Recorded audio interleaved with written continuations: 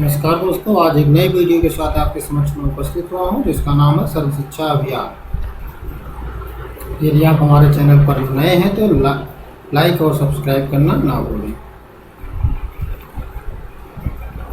आज की इस वीडियो में हम लोग जानेंगे कि सर्व शिक्षा अभियान क्या है और इसका क्या क्या प्रयोग बच्चों पर किया गया है, क्या क्या सुविधाएं इसके द्वारा बच्चों की शिक्षा में दी गई हैं।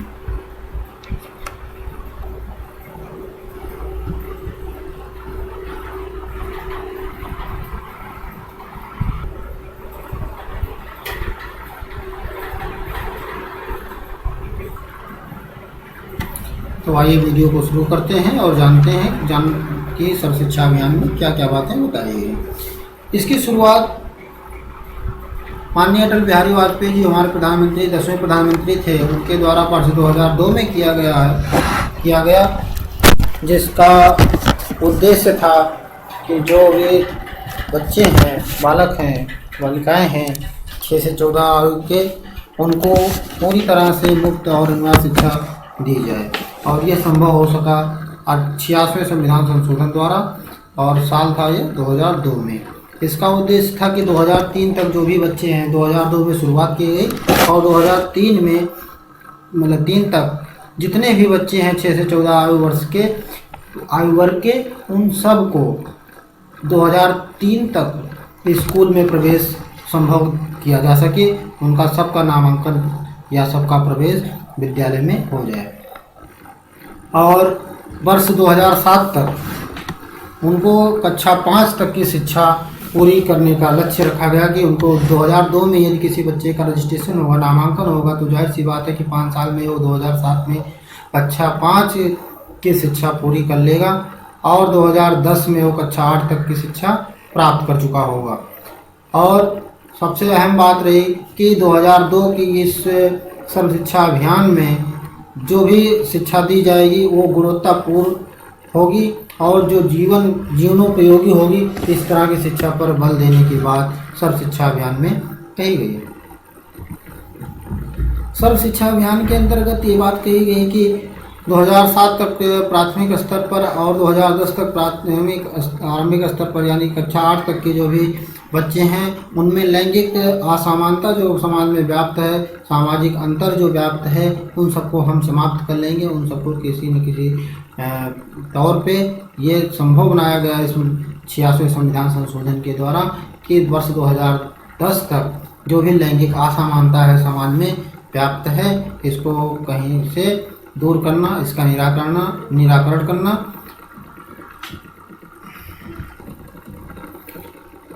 इस अभियान का मुख्य उद्देश्य रहा कि जो बच्चे स्कूल नहीं पहुंच पाते हैं या जिन क्षेत्रों में विद्यालय नहीं हैं, उन बस्तियों को, वहां पर रहने वाले बच्चों के लिए बस्तियों से दूर जो जहाँ पे स्कूल है वहाँ पर नए स्कूलों का नया स्कूल बनाया जाए, वहाँ पर नए स्कूल बनाने का प्रयास किया जाए जहाँ पर स्कूली शिक्षा उपलब्ध नहीं है, जहाँ पर स्कूलों की व्यवस्था नहीं है। जिन बच्चियों को कहीं न कहीं माँ बाप के द्वारा या समाज के द्वारा दूर जाना पड़ता है, तो उनमें कहीं न कहीं असहज स्थिति उत्पन्न होती है कि बच्चे और बच्चियाँ दूर जाने में कहीं अनेक कठिनाइयाँ उत्पन्न हो जाती हैं। तो उस कठिनाइयों के निवारण के लिए जहाँ दूर बस्तियाँ हैं वहाँ पर प्राथमिक विद्यालय की स्थापना का उद्देश्य रखा गया। इसके अतिरिक्त वहाँ पर कक्षा शौचालय, पीने का पानी, रखरखाव, अनुदान, विद्यालय सुधार के लिए अनुदान, उसके माध्यम से स्कूलों के जो बुनियादी ढांचे हैं, इस अनुदान के माध्यम से उन बुनियादी ढांचे का विकास करना। जहाँ पे शिक्षक पर्याप्त मात्रा में नहीं है वहाँ पर शिक्षकों की नियुक्ति करना और शिक्षकों की क्षमता में सुधार लाने के लिए उनको प्रशिक्षण देना, इत्यादि बातों का इस कार्यक्रम के द्वारा ध्यान रखा गया। इस कार्यक्रम के द्वारा ब्लॉक स्तर पर जो क्षेत्र में ब्लॉक होते हैं, ब्लॉक स्तर पर अकादमिक सहायता संरचना को मजबूत बनाने के लिए अनुदान की व्यवस्था की गई, जिससे शिक्षा व्यवस्था को और भी अधिक मात्रा में सुदृढ़ बनाया जा सके, जिससे कि शैक्षणिक परिदृश्य का या शैक्षणिक माहौल और भी अच्छा हो। सर्व शिक्षा अभियान कौशल सहित जीवन कौशल सहित गुणवत्ता युक्त प्रारंभिक शिक्षा की व्यवस्था करता है, अर्थात कौशल आधारित शिक्षा प्रदान करने की बात सर्व शिक्षा अभियान में कही गई और बच्चे और बच्चियों की आवश्यकता पर विशेष ध्यान देने की बात कही गई। यानी कि जो लड़कियां हैं, विशिष्ट आवश्यकता वाले बच्चे हैं, उनके लिए विशेष ध्यान केंद्रित करने की बात शिक्षकों को कही गई। सर्व शिक्षा अभियान डिजिटल अंतराल को खत्म करने के लिए कंप्यूटर शिक्षा भी प्रदान करने का प्रयास करता है, अर्थात इस कार्यक्रम के द्वारा विद्यालयों में बच्चों को कंप्यूटर शिक्षा प्रदान करने का प्रयास किया गया। बच्चों की उपस्थिति कम होने के चलते हुए वहाँ पर मध्याह्न भोजन मिड डे मील की भी शुरुआत की गई। जिन क्षेत्रों के हर क्षेत्रों में बच्चों की उपस्थिति को कम मात्रा में देखते हुए सरकार द्वारा इस मध्याह्न भोजन के लिए या मिड डे मील की व्यवस्था की। विद्यालयों में अच्छे परिणाम मिले, अच्छी मात्रा में बच्चों को शिक्षण सामग्री सुलभ हो, इस चीज़ को ध्यान में रखते हुए भारत सरकार द्वारा उसके खर्च को अर्थात शिक्षा के खर्च को बढ़ाते हुए वर्ष 2005 और 6 में जो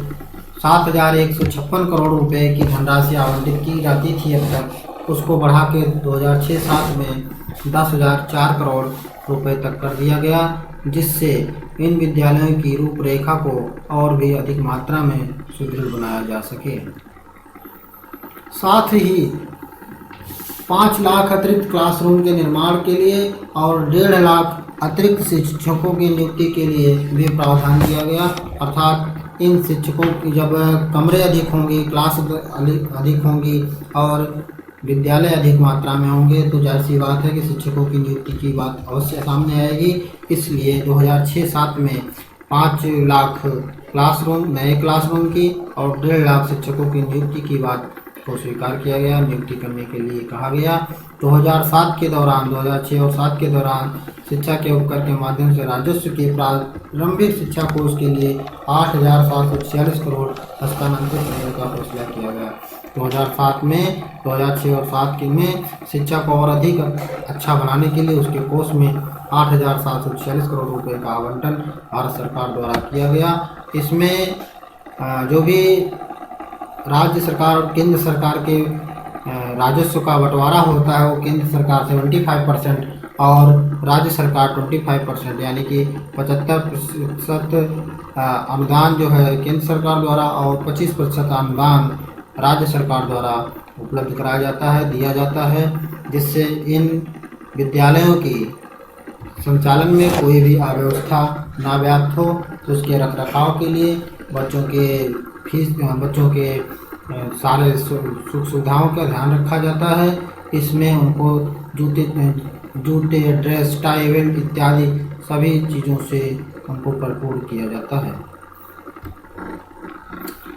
इस प्रकार से ये कहा जा सकता है कि सर्व शिक्षा अभियान 2010 तक एक कार्य करने की क्षमता को विकसित करने के लिए और शिक्षा में अधिक सुधार लाने के लिए, लैंगिक असमानता को दूर करने के लिए, जिन क्षेत्रों में विद्यालय नहीं है उन विद्यालयों को खोलने के लिए, जहाँ पे पर्याप्त मात्रा में शिक्षक नहीं है वहाँ पर शिक्षकों की नियुक्ति के लिए, जहाँ पर पर्याप्त मात्रा में कमरे नहीं हैं वहाँ पर कमरों के लिए, और जो भी रखरखाव के लिए विद्यालयों के लिए खर्च की व्यवस्था होती है वो भारत सरकार द्वारा उस खर्च के मद में धनराशि उपलब्ध कराने के लिए इस सर्व शिक्षा अभियान के लिए धन उपलब्ध कराने की बात